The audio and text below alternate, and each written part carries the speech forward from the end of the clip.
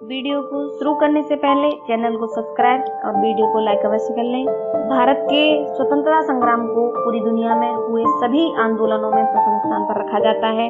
हमारे इस स्वतंत्रता संग्राम में देश के अनेक महापुरुषों ने अपना योगदान दिया है। भारत जैसे विविधता से भरे देश में पूरी जनता को अगर स्वतंत्रता संग्राम के लिए एकीकृत रूप से संगठित करने का श्रेय किसी महापुरुष को जाता है तो वो है महात्मा गांधी। भारतीय स्वतंत्रता आंदोलनों के प्रमुख राजनीतिक एवं आध्यात्मिक नेता महात्मा गांधी सत्य और अहिंसा की राह पर चलते हुए अपने कर्तव्यों का पालन करते हैं। महात्मा गांधी का जन्म 2 अक्टूबर 1869 को गुजरात के पोरबंदर में हुआ था। उनके पिता का नाम करमचंद गांधी और माता का नाम पुतलीबाई था। महात्मा गांधी का असली नाम मोहनदास करमचंद गांधी था और ये अपने 3 भाइयों में सबसे छोटे थे। गांधी जी का सीधा सरल जीवन इनकी मां से प्रेरित था। ब्रिटिश हुकूमत में इनके पिता पोरबंदर और राजकोट के दीवाने थे। सनातन धर्म के पंसारी जाति से संबंध रखते थे। इनके पिता कट्टर हिंदू एवं ब्रिटिश सरकार के अधीन गुजरात में काठियावाड़ की रियासत पोरबंदर के प्रधानमंत्री थे। गांधी जी की माता परनामी वैश्य समुदाय की थी। महात्मा गांधी के अन्य नाम बापू, राष्ट्रपिता गांधी जी थे। गांधी जी का विवाह 1883 में 13 वर्ष की आयु में कस्तूरबा से हुआ था। गांधी जी कस्तूरबा को बा कहकर बुलाते थे। उनका यह बाल विवाह उनके माता पिता के द्वारा तय किया गया था। महात्मा गांधी के 4 पुत्र थे जिनके नाम हरिलाल गांधी, मणिलाल गांधी, रामदास गांधी और देवदास गांधी थे। गांधी जी की प्रारंभिक शिक्षा पोरबंदर में हुई थी। पोरबंदर से उन्होंने मिडिल स्कूल तक की शिक्षा प्राप्त की।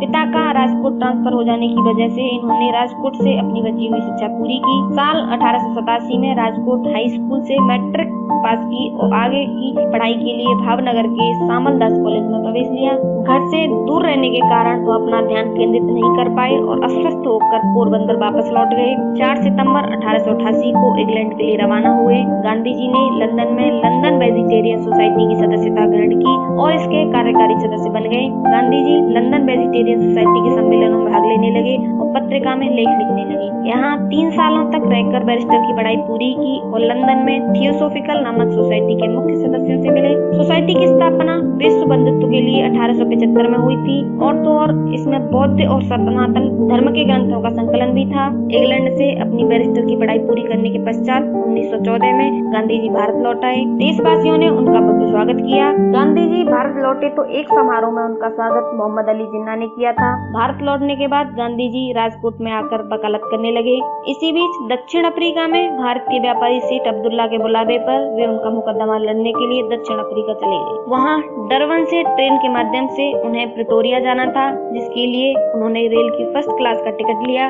उन दिनों अफ्रीका में अश्वेत और एशियन लोगों को फर्स्ट क्लास डब्बे में बैठने की अनुमति नहीं थी, इसीलिए अंग्रेज टिकट चेक करने गांधी जी को स्टेशन पर धक्के मारकर बाहर निकाल दिया। इस घटना ने गांधी जी को अंदर से झकझोर दिया और उन्होंने इस नस्ल भेद के खिलाफ आवाज उठाने का बेड़ा उठा लिया। फरवरी 1919 में अंग्रेजों के बनाए रोलेट एक्ट कानून पर, जिसके तहत किसी भी व्यक्ति को बिना मुकदमा चलाए जेल भेजने का प्रावधान था, उन्होंने अंग्रेजों का विरोध किया। फिर गांधी जी ने सत्याग्रह आंदोलन की घोषणा कर दी। इसके परिणाम स्वरूप एक ऐसा राजनीतिक भूचाल आया जिसने 1919 के बसंत में समूचे उपमहाद्वीप को झकझोर दिया। इसके बाद उनके जीवन की असल यात्रा शुरू हुई, जो अहिंसा आंदोलन से लेकर उनके राष्ट्रपिता बनने तक और उनके जीवन पर्यंत तक चलती रही। उन्होंने अगले 4 वर्ष भारतीय स्थिति का अध्ययन करने तथा उन लोगों को तैयार करने में बिताए जो सत्याग्रह के द्वारा भारत में प्रचलित सामाजिक व राजनीतिक बुराइयों को हटाने में उनका साथ दे सके। इस सफलता से प्रेरणा लेकर महात्मा गांधी ने भारतीय स्वतंत्रता के लिए किए जाने वाले अन्य अभियानों में सत्याग्रह और अहिंसा के विरोध जारी रखे, जैसे कि असहयोग आंदोलन, नागरिक अवज्ञा आंदोलन, दांडी यात्रा तथा भारत छोड़ो आंदोलन। गांधी जी के इन सारे प्रयासों से भारत को 15 अगस्त 1947 को स्वतंत्रता मिली। 30 जनवरी 1948 को नाथूराम गौडसे ने गांधी जी के सीने पर 3 गोलियां दागकर उनकी हत्या की थी।